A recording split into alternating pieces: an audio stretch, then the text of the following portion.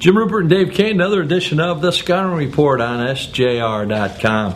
High school football area variety. The big one this week, Dave.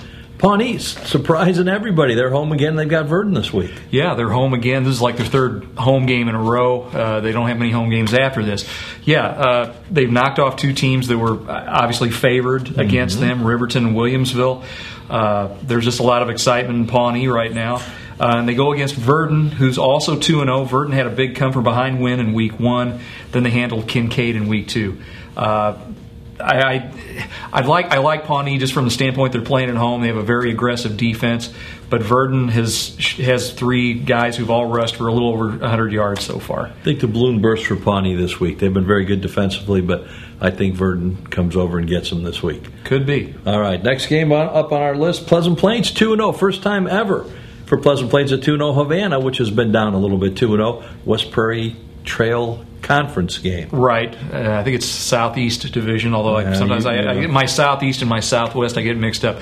Yeah, Plains, they're 2-0. They've won two close games. And what's the key for them? What have they been doing? I think mainly they've been controlling the ball. Okay. They've gone from, being a passing offense with Bergschneider to more of a run-oriented, ball-control type of a team. They won on a big play against Porta, and they had to hold off Athens last week.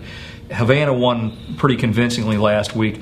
I think I'm going to go with the Ducks on this one, partially home team, mainly just the home field advantage. I'm with you with Havana on that one too. I think they've been down a little bit. They started picking it up 2 years ago. They had a long losing streak. They started picking up, and they really haven't stopped. They've done very well.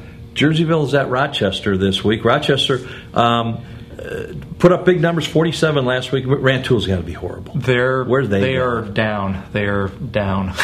And Jerseyville's not all that. Well, right. They come in 0-2. They got shut out by Jacksonville in Week 1. Last week they scored a couple touchdowns against Granite City. It's still going to be an interesting matchup, though. Jerseyville, a little bigger school. This is a new team for Rochester. Jerseyville's they're kind of a wing tee type of a team, pretty straightforward, physical. Rochester in the past has had trouble stopping the run.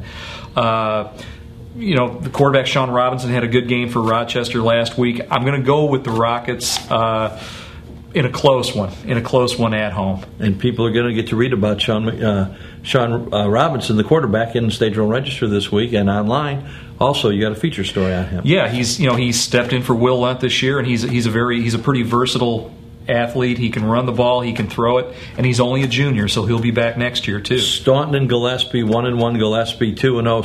Staunton seems to be having things their own way, and this is probably another week like that. Could be. It's a big rivalry down in that Macoupin County area. Staunton, they had a couple of 100-yard rushers last week, and Teskey can throw the ball.